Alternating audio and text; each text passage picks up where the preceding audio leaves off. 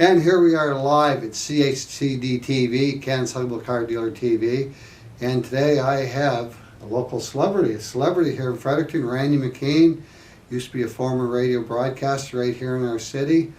And I read a post he put on Facebook last week about the state of the local news. There's not a lot of local news anymore, Randy. And I said, you know, I called you up. I said, come down and let's talk about it on CHCD TV. Yeah, well, I appreciate the invitation, Jim, for sure. Yeah, well, listen, there's no question. Anybody that pays any attention knows that the way that local radio is operating, especially on the information front, has changed. It's been kind of gradual, but really it's been drastic when you look at what's happened over the 25 years or so, the last 25 years, when really it started with the deregulation, I think, of when I first got into radio. Every station had a commitment for their license. They had to have a certain amount of local news and information programming.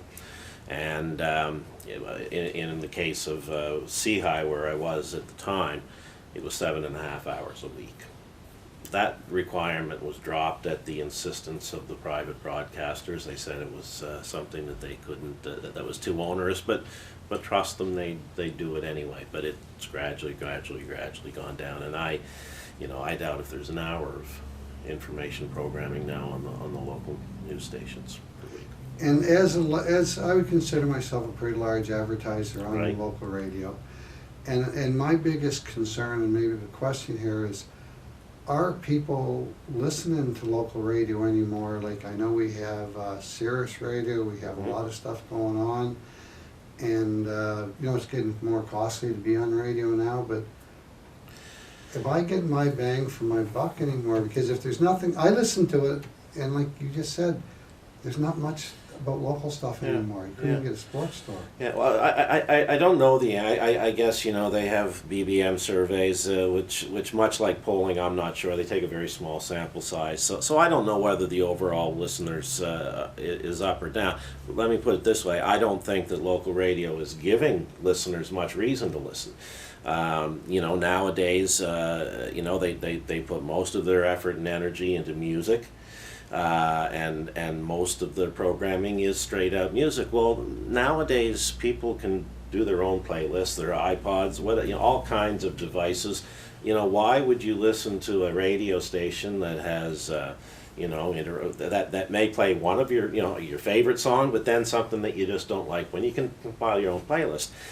I think most people grew up listening to radio for what was between the records, what was between the music, whether it was news and information in a news and information package, or whether it was just the local disc jockey talking about the community. Right now it's basically the morning shows are still fairly local, although with very little news content, and so there is some, but the rest of the day, a lot of it's canned, it's in the computer, and so I just don't.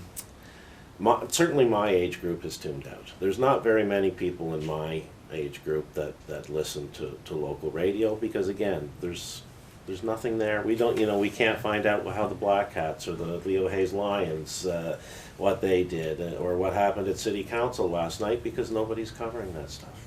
That's actually what I'm finding out when I listen to the radio. Yeah, there's nothing about what happened, or something happens in the city today. If that bridge was closed down, we wouldn't hear about it. Now in the morning we would. Yeah. But through the middle of the day, it seems all pre-programmed. It's coming in from, I see in your post, you mentioned that the news is being sent to us from...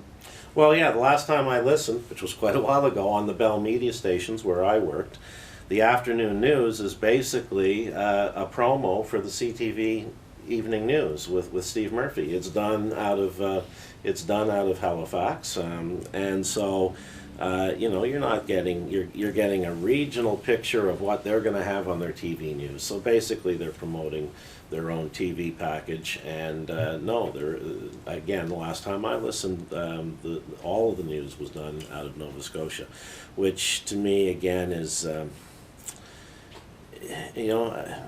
is a self-inflicted wound, as far as I'm concerned, in the radio business. Because as I keep coming back to me, because I'll talk about me, is I spend a lot of money in radio. Yeah. I'm hoping people locally is gonna hear about it. And then not only from your post, but I'm hearing it all over that, no, I don't listen to it because there's nothing there for me to listen to. And actually, you said it, and people have said it, I can go listen to my iPod for my music, so why am I listening to? And then what I noticed was there's 4 and 5 minutes of commercial blocks in a row. That's really staggering. That and so as an advertiser, you get stuck in the middle of that 4-minute, 5-minute block. I mean, it's pretty tough. And again, there used to be limits on the amount of advertising time, so that all kinds of rules that have just gone by the wayside. You're a car dealer. It used to be that in a commercial island, you would be the only car dealer, for instance. You know, if your commercial came up, you would not expect in that block of commercials to hear from one of your competitors. That was a hard and fast rule that seems to have gone by the wayside. Most commercial islands, again, when I started, would be maybe 3 30-second spots at the most, and then back into the programming. Now, as you say, you know, there's entire, you know, you can hear blocks as long as 4 or 5 minutes, just back to back to back to back. And how is your ad, when it's caught in the middle of that 5-ad bundle, how does it stand out? I think the answer is it doesn't, and what it actually becomes to the average listener.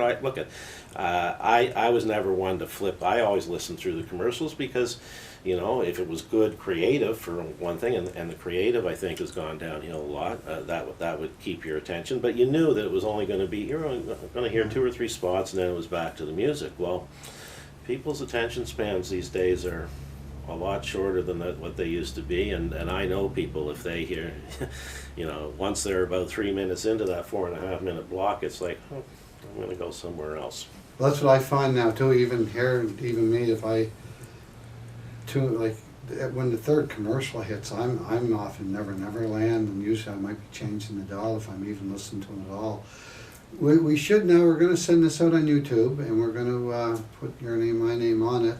If anybody listens to this and watches it, we should ask for some feedback on YouTube, because they can give us written feedback. It'd be nice to know what some people in Fredericton think about our local radio. You know, are we getting too much advertising in the blocks? Are we getting not enough local content? Like, what can we pass on to the local media saying, because I do spend a lot of money, so if I speak, you know, like, that's what made me think, if Jim Gilbert says to over there to, I guess it's Bell now, you know, we got to change some stuff, they might listen a little bit. Well, absolutely, and I think that's how it has to be, because they have a tendency to operate in a bubble over there. And as I say, the changes have been kind of subtle, Jim. It's not like all of a sudden you're going from, as I think I mentioned in my post, when I took over the news direct, I had a 12-person newsroom. We had full information packages, you know, that would be 8 to 10 minutes long, that would give you a full local news, as well as maybe a feature on people in the community, a full sports package. Now they're down to like 60 seconds of news, sports, weather, all bundled up together. And when I left, when I was let go, the day that I and some of my colleagues were let go, they were down to, we went from 12 to 1 over the course of that 25-year span. But it was gradual, so you know, the average person probably didn't notice. It's not like one day we had 12, the next day we had 1, but it is drastically different. We used to cover local teams, local sports. You know, if a local team was going to a national championship, we went with them.